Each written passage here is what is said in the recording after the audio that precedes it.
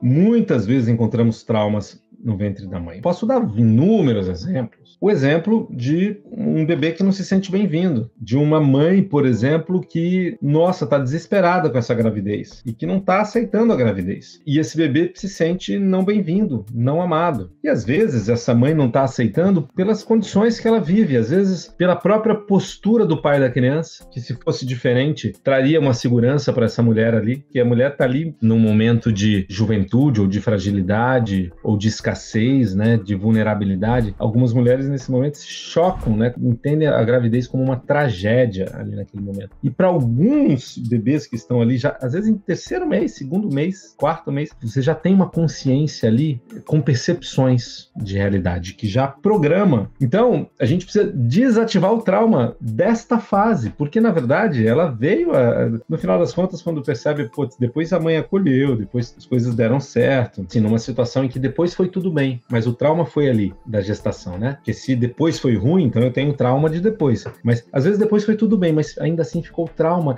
daquele momento que a gente precisa identificar, entrar e ressignificar também nos neurônios, né? Porque, caramba, é uma das primeiras programações que entrou ali na mente daquele ser e que está ali num lugar que tem um espaço de importância, né? Portanto, já que foi um dos primeiros aprendizados, eu não sou bem-vindo, eu não sou amada, um dos primeiros aprendizados tem uma importância no sistema e precisa ser visto e cuidado e desativado. Então, eis aí um exemplo de trauma. Outro tipo de exemplo de trauma, a mãe queria um filho homem e nasceu uma menina, ou o pai queria um filho homem e nasceu uma menina, ou vice-versa. E a criança sente ali. É no espírito, né? Podemos dizer assim, metaforicamente, porque talvez seja só ali na mente mesmo, mas a energia do amor ali para receber um bebê, ela pode ser afetada e o bebê sente. Eu não sou o que eles queriam, não sou bem-vindo. Isso pode entrar como um trauma que fica pro resto da vida. Tem gente que se com base em traumas que vêm de uma situação como essa, por exemplo. A pessoa não sabe por que ela tem um buraco, ela tem um vazio, não sabe por que ela se mata de comer e se alivia e se preenche com comida, se enche de comida. Às vezes tem a ver com trauma intrauterino. Às vezes até traumas de parto. A criança se sentiu desamparada no parto. O parto foi traumático em demasia. A criança veio ao mundo ali com aquele bando de luz de uma maneira agressiva, né? Com tapa na bunda, com luz e com distanciamento da mãe. Tudo junto, e algumas vezes isso fica como um trauma forte no inconsciente, sim. Então, são aí exemplos variados de traumas que se pode ter em fase intrauterina. O trauma da quase morte, alguém pensou em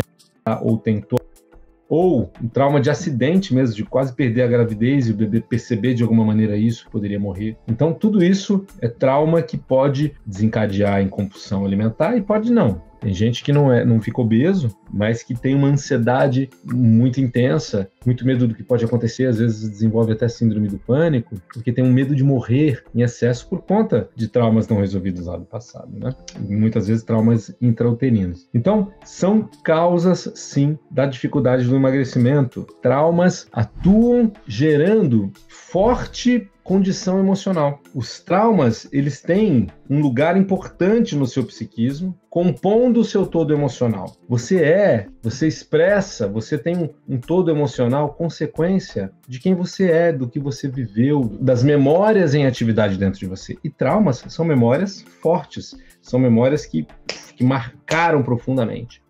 Marcaram profundamente seu sistema e te compõem profundamente. Então, toda dificuldade de emagrecimento não acontece por acaso. Ela já teve contato com um nutricionista, ela sabe o que tem que fazer. E ela não faz, ela se sabota. Isso tem a ver com questões emocionais lá por baixo. Tem a ver, ou ela está tapando buracos com a comida está representando algo que faltou amor, faltou acolhimento, faltou segurança. Então, a comida está representando algo que faltou, ou a comida é escudo, ela come para fugir de alguma coisa. Ou é válvula de escape, né? Me alivia de uma tensão tremenda social, porque eu tenho uma timidez muito grande. Então, são diversos os sabotadores do emagrecimento que atuam impedindo uma pessoa de emagrecer e se consolidar com saúde, né? Com um corpo magro e saudável, naturalmente, sem precisar ficar ali fazendo regime, brigando com a balança.